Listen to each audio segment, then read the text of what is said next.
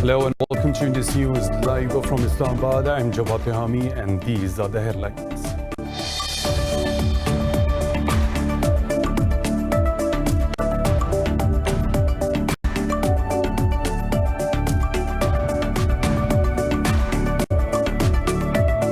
In Iran, another 208 people have died from the new coronavirus overnight, raising the death toll to over 17,000 with more than 300,000 cases. In Pakistan, the daily COVID-19 cases and deaths have declined as just over 500 infections and 6 fatalities were reported overnight. India has reported over 50,000 new cases for the 4th consecutive day, taking the tally to over 1.7 million with more than 37,000 deaths. Meanwhile, the World Health Organization has extended its global state of emergency by 3 months as worldwide deaths cross 685,000 and confirmed cases top 17.8 million.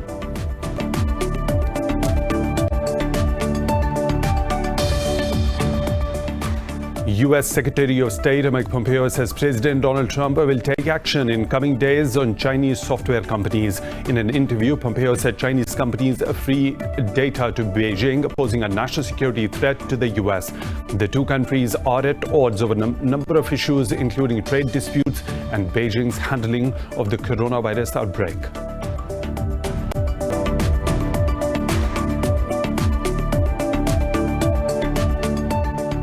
Kabul says it has released 317 more Taliban prisoners in the past 2 days, bringing the total to 4,917. The Afghan government's National Security Council said the prisoner release will continue until the total approaches 5,100. These prisoners have not been released as per the list the Taliban gave to the government. Right after a short break, stay tuned.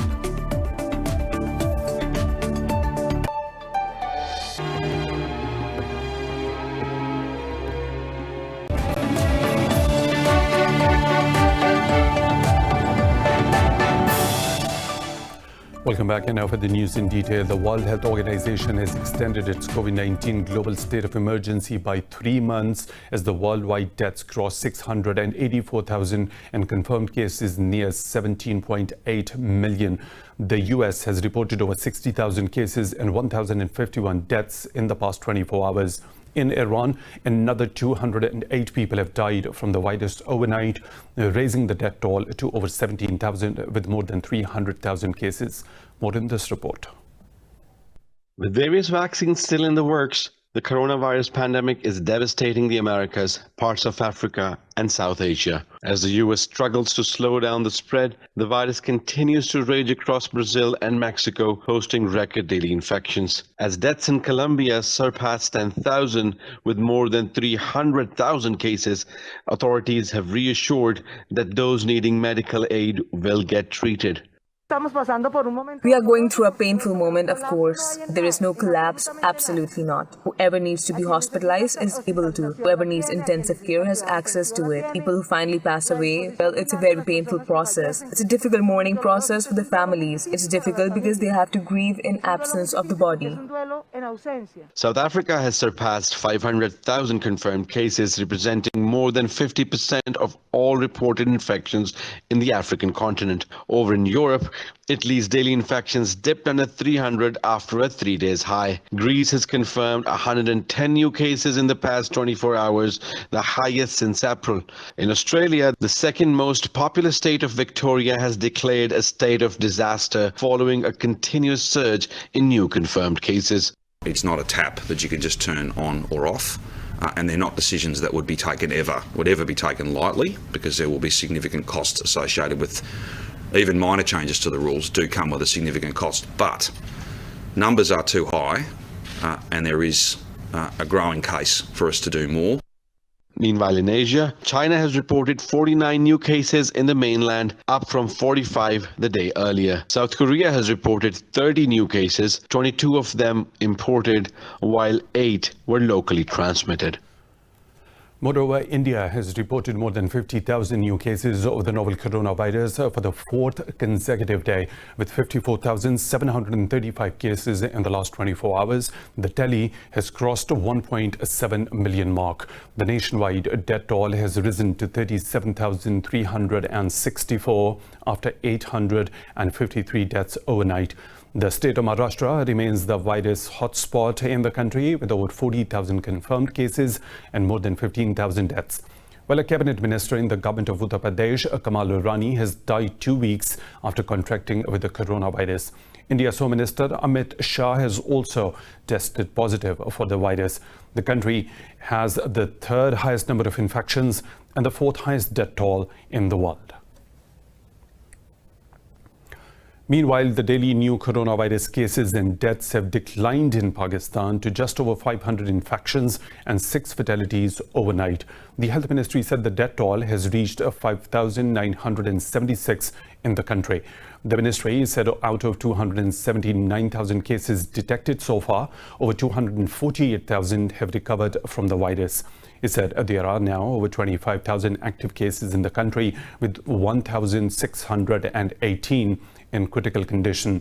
Sindh remains the worst hit province with over 121,000 infections, while Punjab has reported over 93,173 cases. In the northern Khyber Pakhtunkhwa province, there are over 34,000 cases detected so far, while Balochistan recorded over 11,700 cases. The death toll from consuming spurious liquor in India's northern Punjab province has risen to 98. Officials said maximum deaths were reported in the Tarn district. The death count in the district alone has reached 42, following other casualties in the cities of Amritsar and Batala. Police have arrested 25 people in connection with the incident.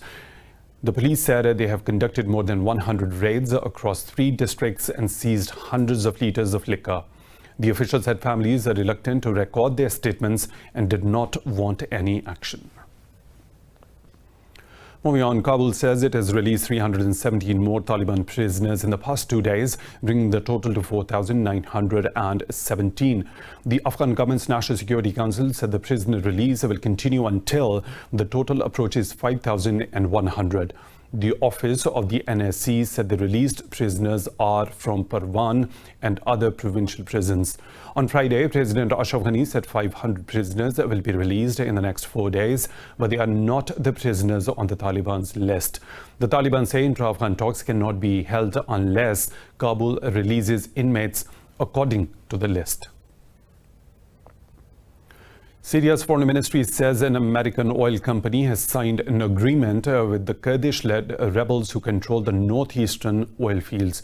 In a statement, the ministry stressed that the deal is illegal and aimed at stealing the country's crude oil. The ministry said Damascus strongly condemns the terms of the agreement inked between Al-Qassad militia and an American oil company. Syrian Democratic Force is an alliance that seized swathes of North and East Syria from ISIS with the US assistance. The Turkish Defense Ministry says it has killed 4 PKK terrorists in northern Iraq. In a tweet, the ministry said the PKK terrorists were killed in airstrikes in northern Iraq's Zap region. The ministry said the operation will continue till the elimination of the last terrorist. It said forces killed 106 PKK terrorists in Turkey and abroad in the month of July. The ministry added 4 security forces personnel were killed while 2 were wounded in terrorist attacks. Thousands of Israelis have taken to the streets to demand Prime Minister Benjamin Netanyahu's resignation over corruption and COVID-19 mismanagement.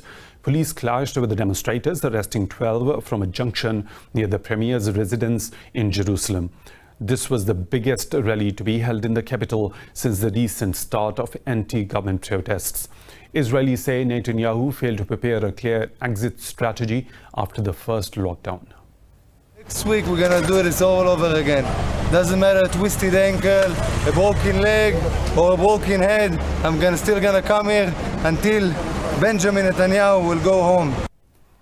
U.S. House of Representatives has passed a $500 million aid package for Israel's missile defense system.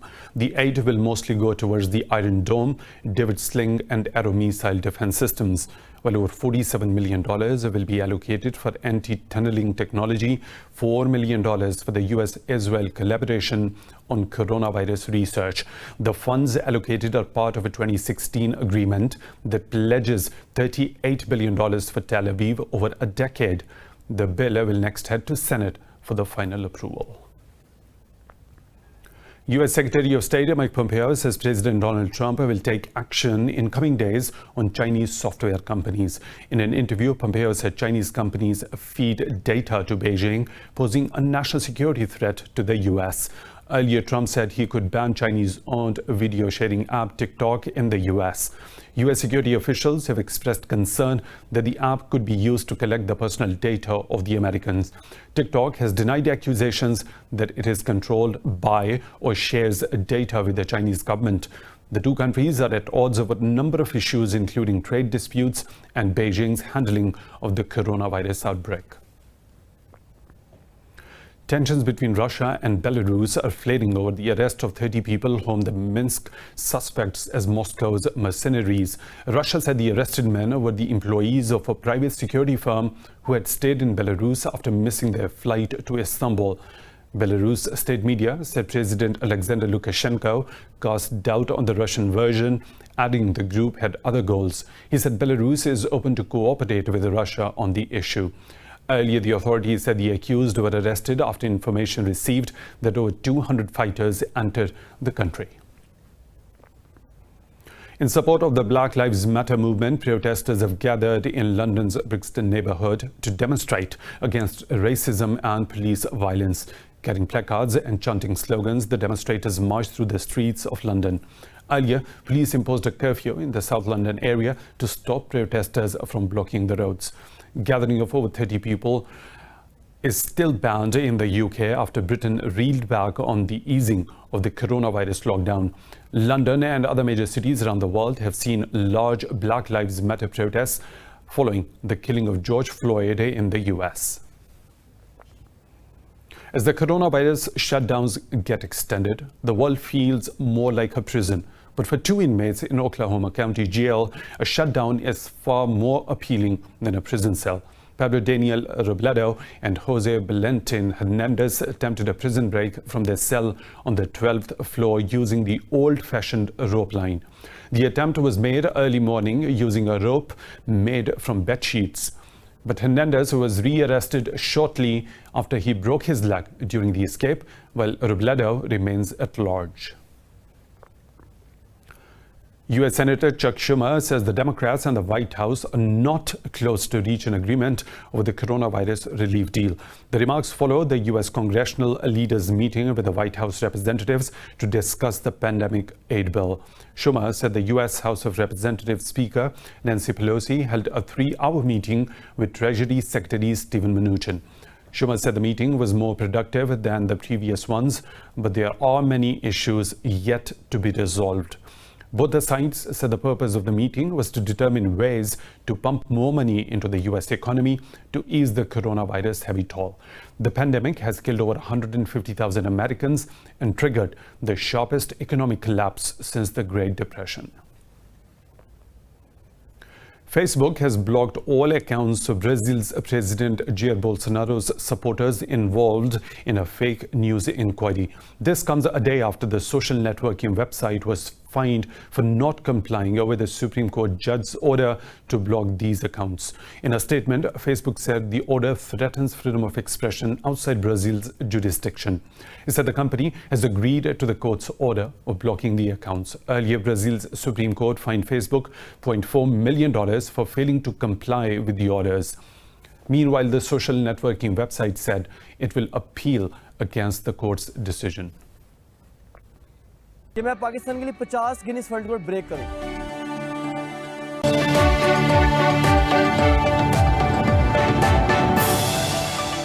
Welcome back. Hajj pilgrims in Saudi Arabia have taken part in the third and the final day ritual of the symbolic stoning of the devil.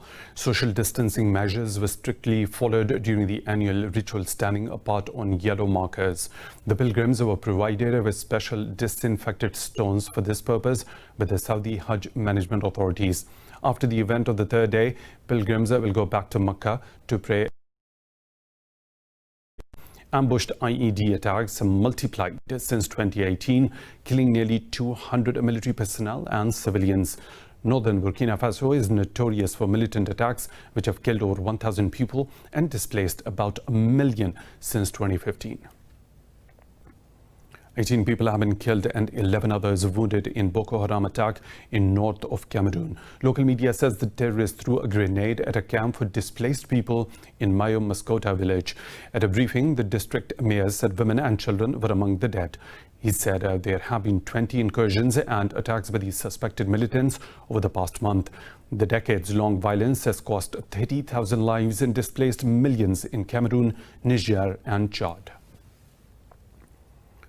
At least 6 people have been killed and 7 others are missing after heavy rains triggered a string of mudslides and flooding in South Korea.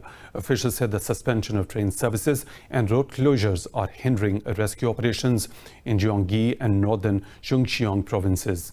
Seoul's weather agency has predicted more heavy rain in parts of the country for the next 2 days. More than 80 houses were flooded in Gyeonggi city, forcing some 120 residents to evacuate. Evacuation alerts were also issued for nearly 5,000 residents of the county of Umseong. Floods have badly disrupted life in the Indian states of Bihar and Assam, worst hit by the monsoon rains. The deluge has affected at least 25 districts and displaced more than 2.75 million people. Downpour and floods have killed over 100 people in Assam since May. Meanwhile, floods have stranded over 2.4 million people in Bihar, while around 13,000 are staying in government shelters and makeshift tents. More than 2,500 villages have been swamped after the rise of the water level in Brahmaputra River. Assam has received a 15% more rainfall than a 50-year average, while Bihar has received 47% above its average. In the United States, a wildfire has spread across more than 4,000 acres of land in Southern California. The fire department said the fire forced nearly 8,000 residents to evacuate their homes. They said the fire has not been contained yet. Aerials from the scene showed thick plumes of smoke filling the sky over the mountainous region. The number of forest fires in the Brazilian Amazon has risen to 28% from July 2019. Brazil's National Space Agency identified over 6,800 fires in the Amazon region in July this year, up from around 5,300 last year. The space agency said it recorded 1,007 fires in Amazon on July the 30th alone. Greenpeace, an international environmental organization, said this was the worst single day for fires in a month of July since 2005. Brazil, which holds around 60% of the Amazon basin region, has been criticized for not doing enough to protect the massive forest. Brazil's President Jair Bolsonaro has deployed the army to fight the fires and declared a moratorium on burning. Also in Italy, firefighters are battling to extinguish fires in Sardinia and Abruzzo regions. 65 firefighters are participating in the operation to extinguish the blaze with the support of 7 planes and 3 helicopters. No immediate reports of injuries or damage to properties have been reported. A heat wave gripped Italy with the temperatures hitting 38 degrees Celsius in many parts of the country. Temperatures soared in the country due to warm masses of air originating from the African continent. 2 NASA astronauts are headed to Earth after a 2-month space voyage to the International Space Station. The trip marked NASA's first crewed mission after 9 years using SpaceX Crew Dragon spacecraft. Astronauts Bob Behnken and Doug Hurley are on their 21-hour-long journey back to Earth. NASA and SpaceX said they are monitoring the crew's return from Houston, Texas and California. If successful, spacecraft will prove it can transport astronauts to and from space, a task SpaceX never tried before. Billionaire entrepreneur Elon Musk's SpaceX became the first private company to send humans to orbit with the launch of Behnken and Hurley. Japan's stately traditional kabuki theater has resumed its performances after a 5-month break due to the COVID-19 pandemic. The performances were made by actors and musicians in masks while maintaining social distancing. The seats were thoroughly disinfected beforehand and roped off to ensure adequate space. More in this report.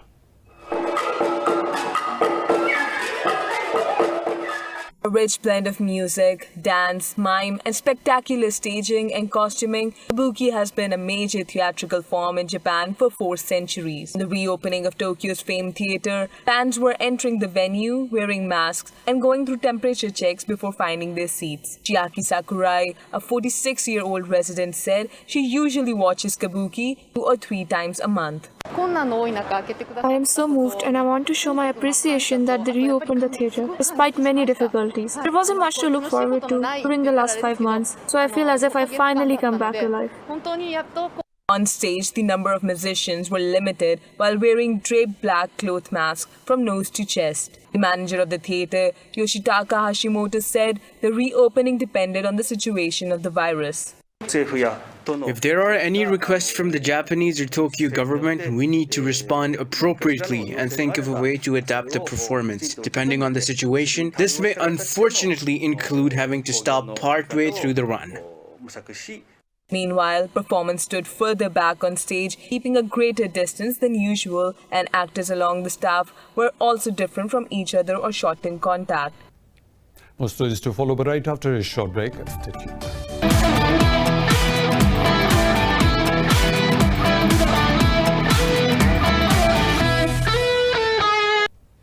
In the U.S. National Basketball Association, the Toronto Raptors beat the Los Angeles Lakers 107-92 at the arena near Orlando. Kyle Lowry's 33 points, 14 rebounds and 6 assists led the Raptors to victory as LeBron James' double-double failed to save the Lakers. James finished on 20 points and 10 rebounds. Raptors shot 42% while the Lakers managed only 35. The Raptors have defeated the Lakers for the 11th consecutive time. Porto have stunned Benfica 2-1 to win the Portuguese Cup final. Porto were down to 10 players when a pair of second-half headers by defender Mbappé drove them to victory. Luis Diaz was shown a red card shortly followed by his manager Sergio Conceição for protesting fouls. Porto centre-back Bemba sealed the victory in the 58th minute, getting the ball past Benfica goalkeeper Odysseus and beating the rivals' offside trap. Carlos Vinicius breathed some life back into Benfica's with an 84th minute goal after a penalty was awarded to Porto's substitute Diogo Leite. Benfica lost another chance for an equalizer as Jota was denied by the woodwork. Porto has completed the domestic double with its 17th cup trophy.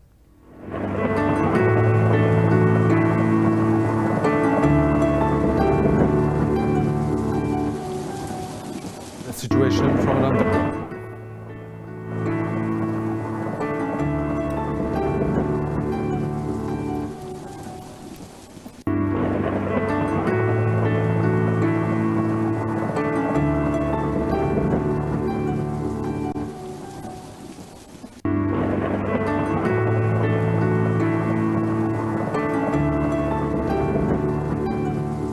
And that is all for now for the latest updates. You can follow us on social media at Indus.news.